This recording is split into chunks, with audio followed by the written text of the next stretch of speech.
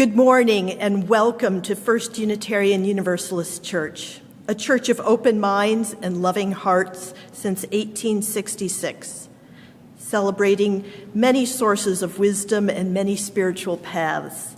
Your faith, your doubts, your questions, your identity are welcome here. Find upcoming events in your order of service and join us after service for coffee and donuts, either downstairs in the commons or bring refreshments outdoors to the tables in the courtyard. Today, our guest preacher is Reverend Jack Gady, who for 4 years has served as Assistant Minister of Congregational Life at White Bear UU up in the Twin Cities area.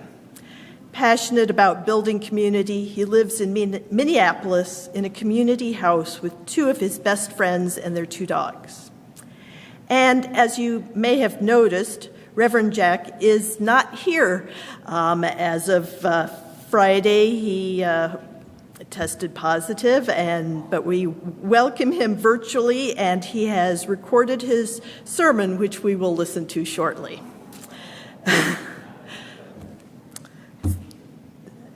As you also may have noticed, the organ doesn't quite look the same as it does normally. It's undergoing some much-needed repairs in the next couple of months, and contact our co-director of music, Austin, or the office if you want more details. Most Sundays, our entire offering collection goes out the doors of our church to support work for a more just and loving world. July's recipient is Just the Pill, a nonprofit focused on reproductive health care and abortion services. They provide mobile clinics and flexible support, especially equipped to help on border states with more restrictive care. As Unitarian Universalists, we support full access to reproductive and abortion services. You can give as the plate passes or online. And thank you for your generosity. And now let us enter this time of worship with these words from our minister in the 1870s, Reverend Eliza Tupper Wilkes. May our faith in humanity and our message of hope and good cheer light our way.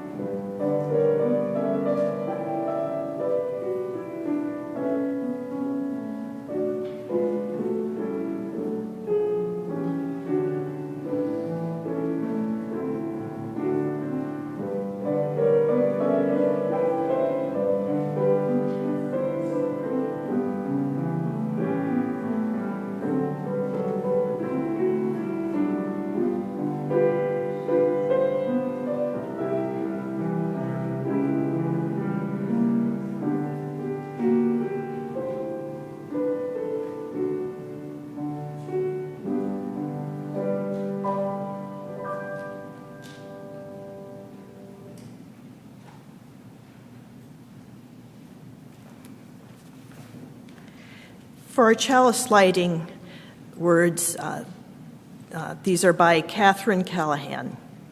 As the chalice is lit, let us come together into the sacred space we've created. Let the cares of the day fall away and know that here is a place for quiet reflection, for a pause in our lives, for breathing into our true selves. Let what is said and felt here add richness to the dimensions of our lives and spiritual practices. We are strong together in community. We share the experience of being human. Let the warmth of the chalice lit during our time together connect us and carry us into the world. And now, you can stand as you are willing or able to sing the hymn, "Come Sing a Song with Me."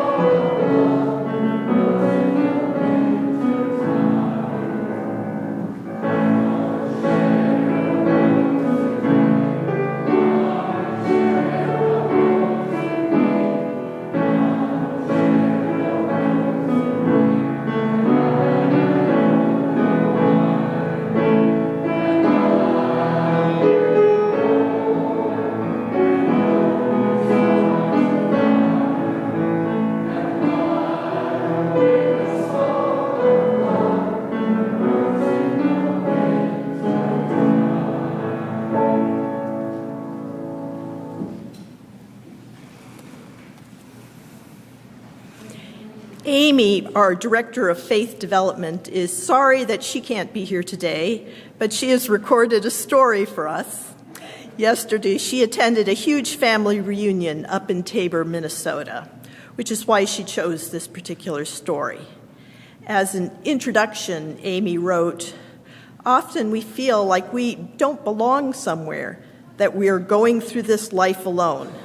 But if you just take a moment to look back at where you came from and how you got to this moment, you will see that there are generations of people, even your third cousin twice removed on your father's side, who have made this journey possible.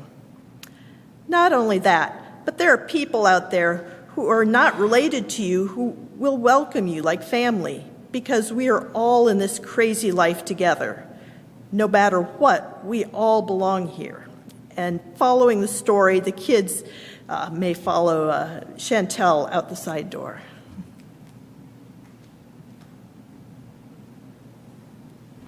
You Belong Here. Written by M.H. Clark. Illustrated by Isabel Arsenault. The stars belong in the deep night sky, and the moon belongs there too. The winds belong in each place they blow by, and I belong here with you.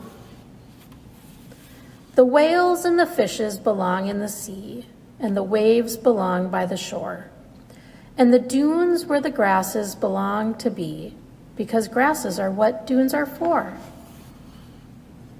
And the trees belong in the wild wood, and the deer belong in their shade. And the birds belong so safe and good and warm in the nests that they've made.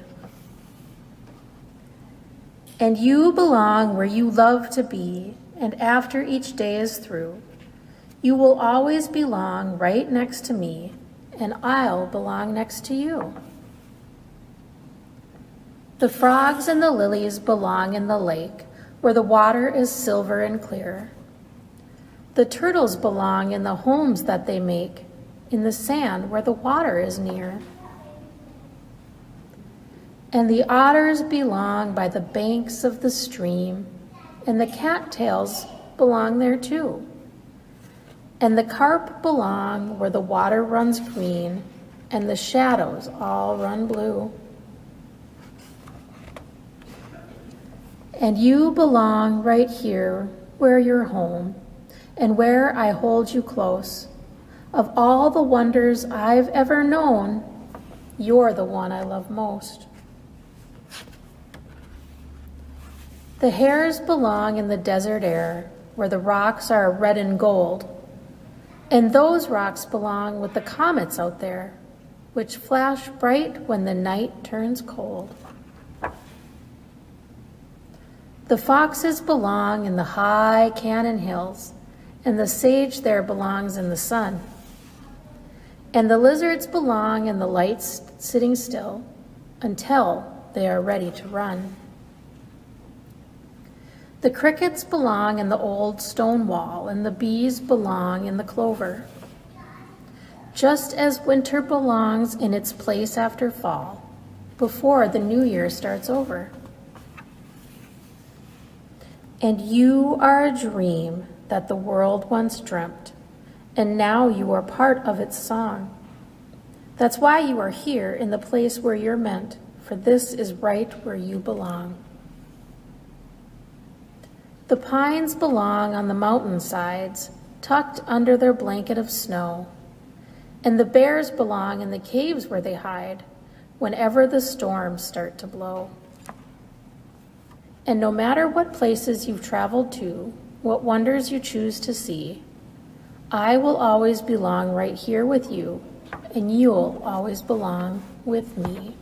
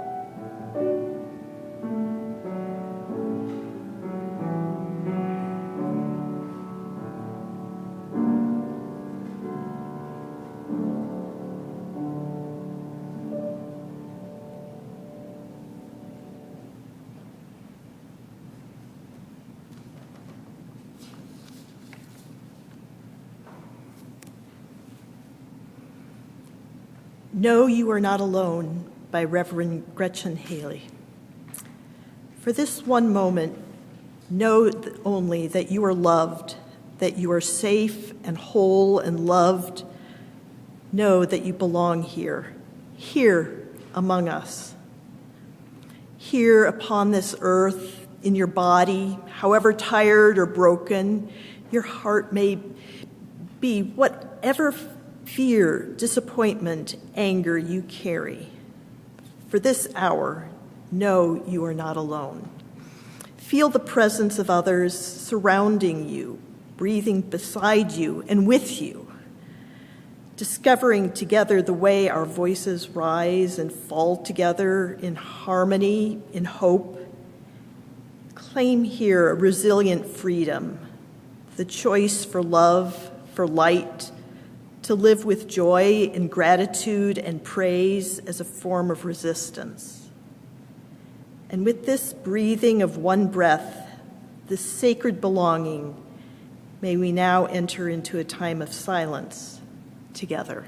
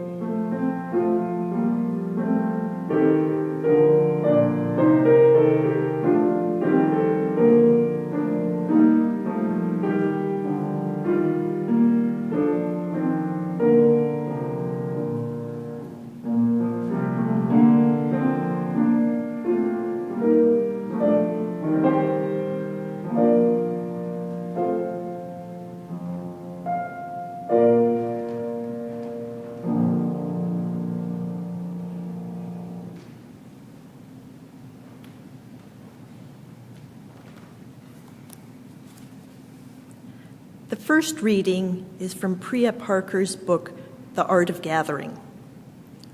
Why do we gather? We gather to solve problems we can't solve on our own.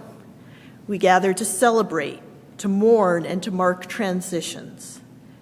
We gather to make decisions. We gather because we need one another. We gather to show strength We gather to honor and acknowledge. We gather to build companies and schools and neighborhoods. We gather to welcome, and we gather to say goodbye. The second reading is from Kimberly Blazer, a poem called About Standing. We all have the same little bones in our foot, 26 with funny names like navicular. Together they build something strong, our foot arch, a pyramid holding us up. The bones don't get casts when they break. We tape them, one phalange to its neighbors for support. Other things, like sorrow, works that way too. Find healing in the leaning, the closeness. Our feet have 1/4 of all the bones in our body. Maybe we should give more honor to feet and to all those tiny but blessed cogs in the world, communities and the forgotten architecture of friendship. Now we will receive the offering.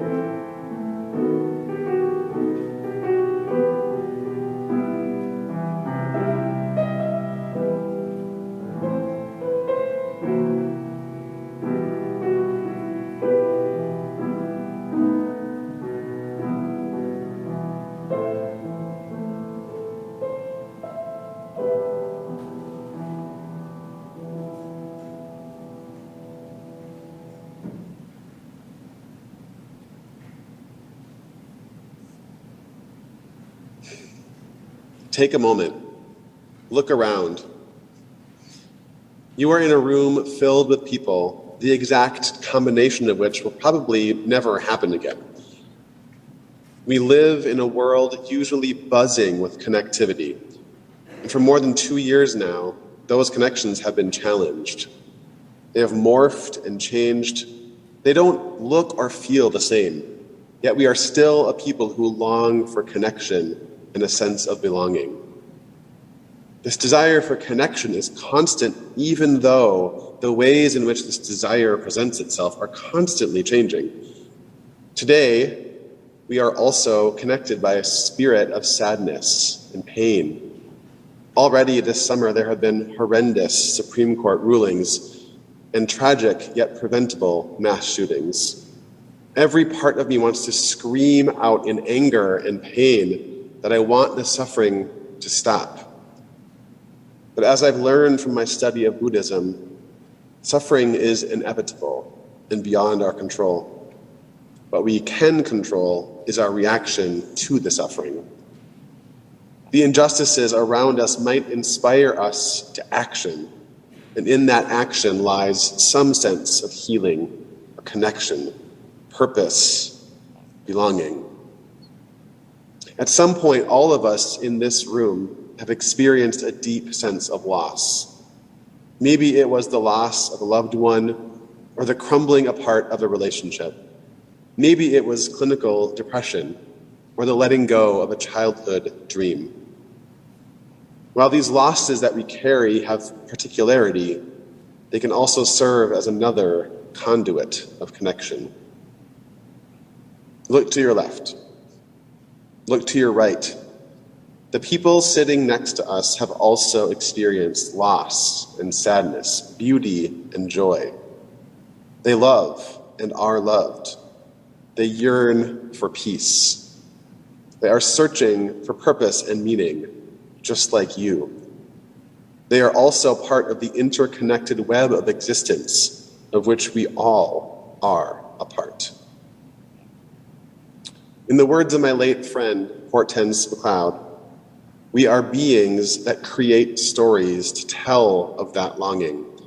Our stories may be different, but the longing is the same. On this day, I want to tell you one of those stories of longing from the Persian poet, Islamic scholar, and Sufi mystic named Rumi. Once upon a time, there was a mouse and a frog who were the very best of friends. The mouse spent most of her time on land, but the frog could spend her time on the land or in the water. She felt comfortable in both worlds because she was an amphibian. These two would meet regularly on the riverbank because it was the border between their two worlds. They would talk and talk and talk, listen and listen and listen.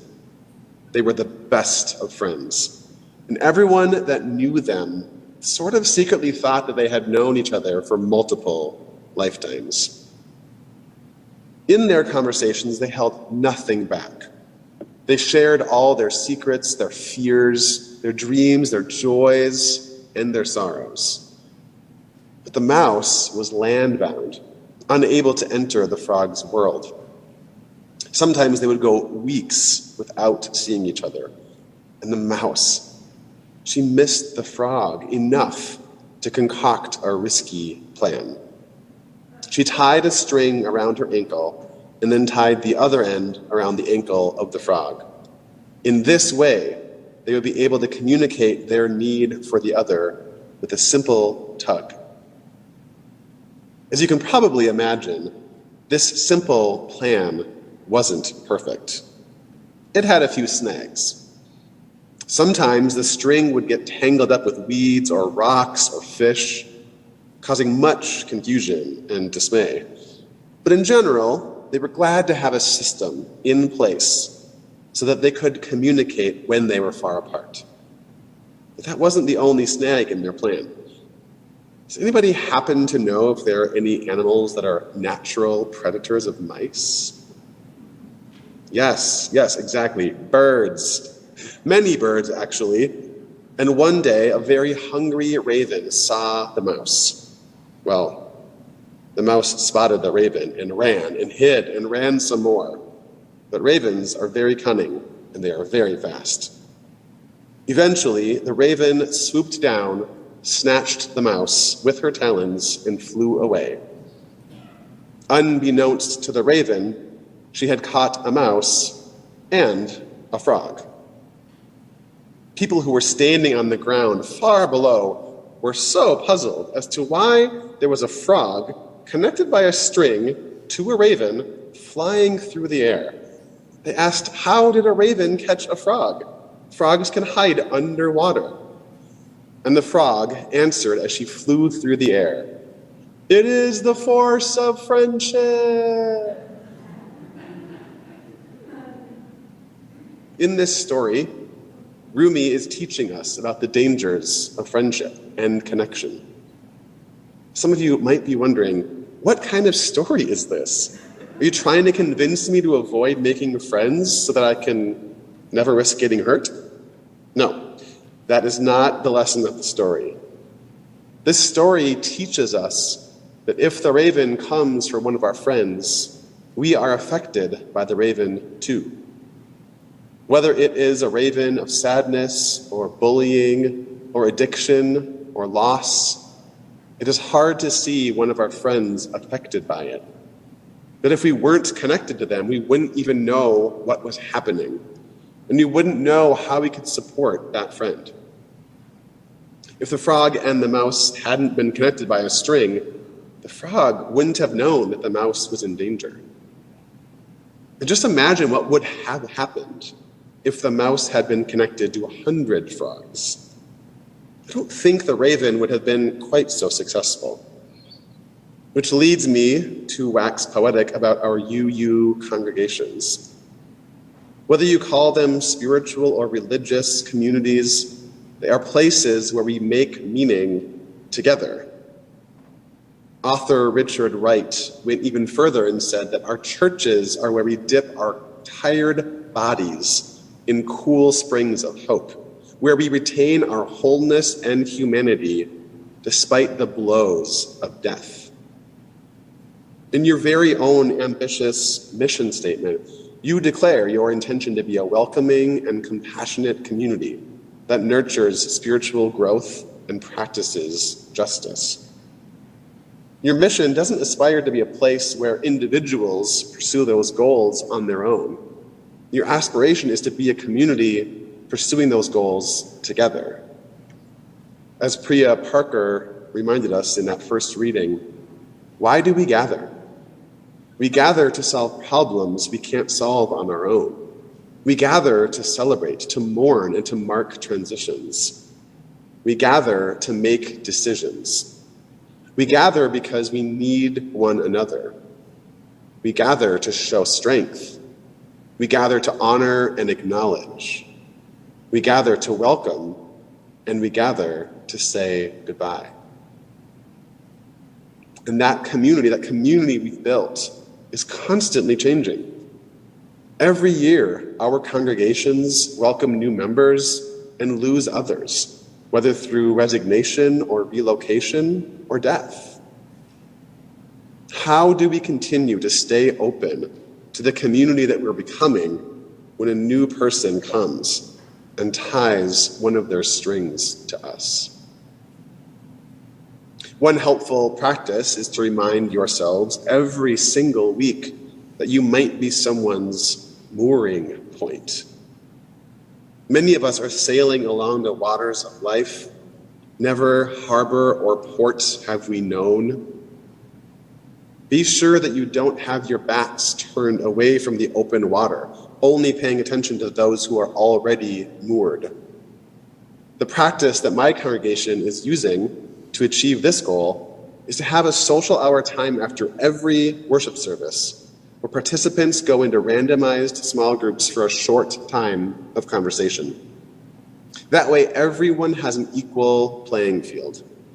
Veterans, as I call them, and newcomers alike will both be in a group with people they don't necessarily know. Using an anti-oppression lens, this is the way for our veteran members to give up the privilege of only ever being in groups of people that they already know. They are asked to step out of their comfort zone and into their courage zone, the courage zone needed to meet new people. And that way, they'll be more aware of who is looking for a mooring point.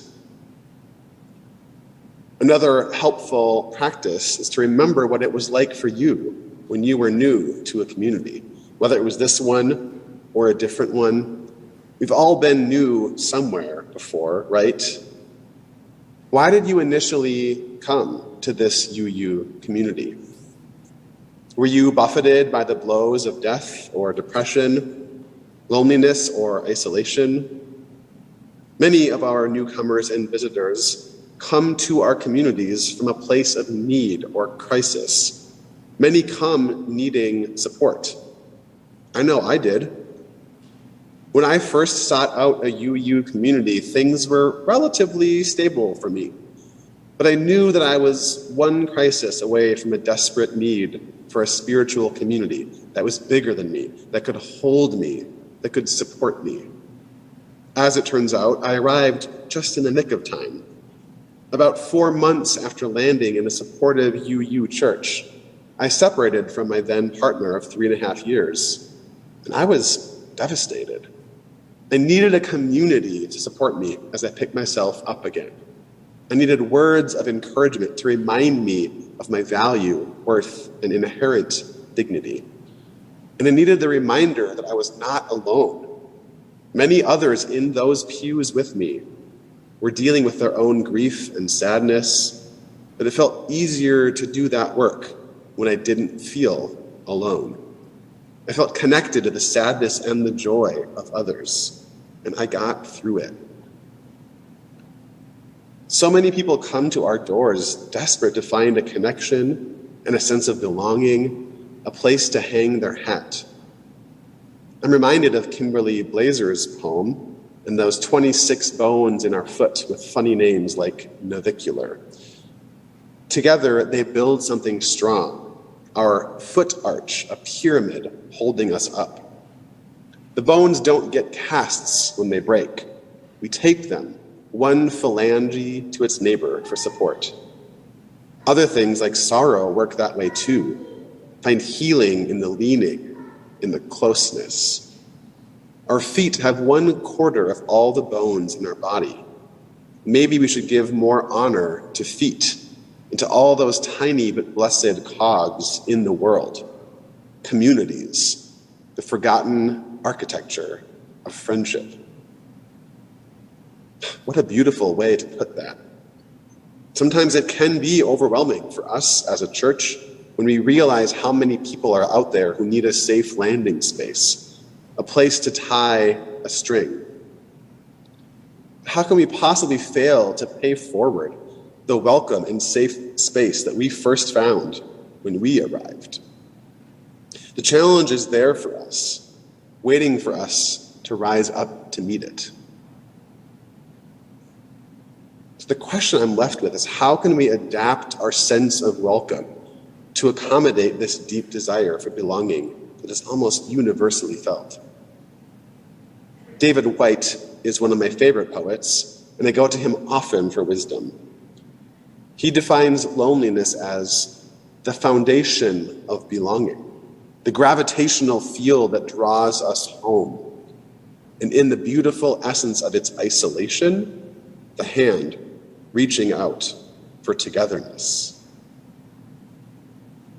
This need for belonging and connection is deep within us, and the need itself is profound. After these past 2 years, this need is even more relevant and desperately felt than usual. And Rumi teaches us that our connections might ensnare us. They might break our hearts. We might not even notice that our friend has been snatched by the raven of loss, grief, disease, or depression until we feel the tug of the string. But by all means, tie the string. Clear the gunk away from your mooring points so that others can find them easily. Take the risk of connection. It is worth it. Blessed be, and amen.